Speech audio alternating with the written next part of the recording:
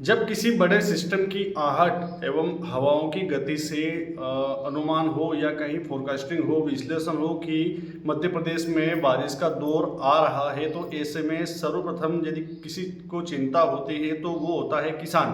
क्यों? क्योंकि उसकी फसल खुले में पड़ी रहती है, खेतों में जी तोड़ मेहनत करने के बाद में जैसे जैसे फसल को लगाता तो है, किंतु बेमौसम बारिश हर बार किसानों का खेल बिगाड़ देती है। लाखों रुपए का नुकसान होता है। सरकार की जो ड्रोन कैमरे से या जहाँ से भी पराली जलती है उसकी निगरानी करती है, वो उस समय की जाती है जब पराली जलती है, किंतु जब फसलों का नुकसान होता है तब किसी सरकार या किसी मंत्री या फिर किसी नेता के द्वारा ये नहीं कहा जाता कि अब किसानों की फसल को नुकसान हुआ है तो उन्हें मुआवजा दिया जाए। नमस्कार किसान भाइयों, मैं डिजिटल दरबार सुमेर सिंह सिसोदिया।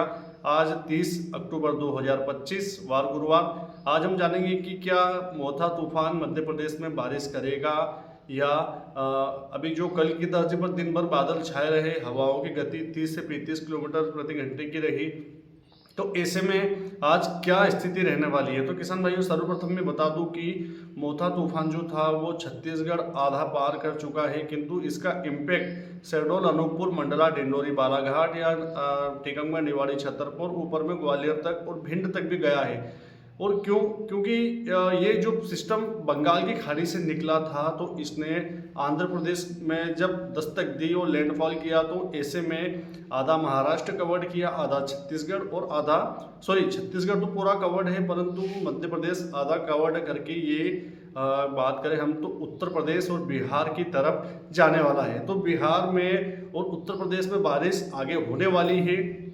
ये इस सिस्टम की बात हो गई। इसका इम्पैक्ट हम बात करें तो गुना, ग्वालियर, सीधी, शिवपुरी से लगाकर बैतूल से जो पूर्व के जिले हैं जिसमें शहडोल, अनूपपुर, मंडला, डिंडोरी, बालाघाट, टीकमगढ़, निवाड़ी, छतरपुर और साथ में बात करें हम तो आसपास के जो भी जिले हैं इनमें बारिश की गतिविधियां आज भी देखी जाएगी। अब मध्य प्रदेश के जो पश्चिमी और मध्य के जिले हैं, दक्षिण के जिले हैं, इनमें क्या बारिश नहीं होगी? जी बिल्कुल। इसके विषय में मैं आप लोगों को बताऊं तो किसान भाइयों देखिए, ये जो सिस्टम था ये तो इधर से मूव करके निकल रहा है, परंतु अरब सागर में जो पहले से सिस्टम मौजूद है जिसने नीमच, मंदसौर, रतलाम में मूसलाधार बारिश करी थी, वो अभी गया नहीं है। उसका असर आज देखा जाएगा। वीडियो शूट कर रहा हूँ तो समय सुबह 7:30 बजे का है। हो सकता है कुछ क्षेत्रों में बूंदाबांदी देखी गई हो आज भी।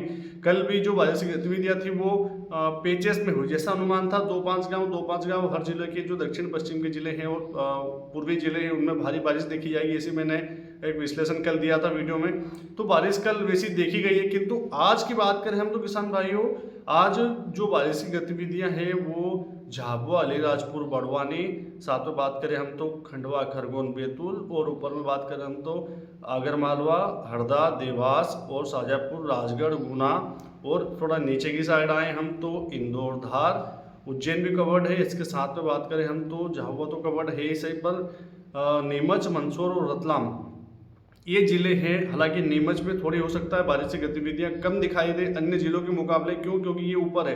परंतु जब ये अरब सागर का सिस्टम धीरे धीरे मूव करके वापस ऊपर की ओर जाएगा तो राजस्थान में भी भारी बारिश की संभावनाएं अभी के अनुसार दिखाई दे रही है।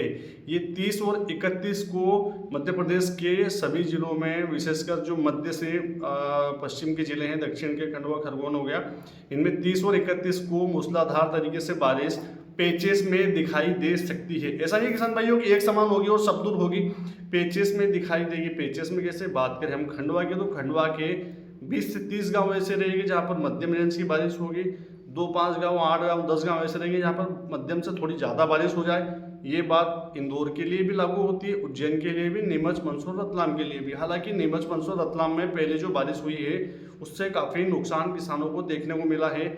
ऐसी बारिश एक बार फिर हो सकता है कि अभी कुछ दिन आज और कल आप लोग देखें, ये संभावनाएं अभी के अनुसार नज़र आ रही है। बाकी जो मोथा तूफान है, मोन्था है, उसका डायरेक्ट असर मध्य प्रदेश के पश्चिमी जिलों पर नहीं है।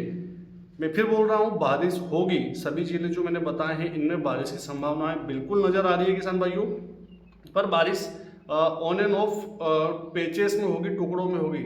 हर जिले का मैंने बताया है।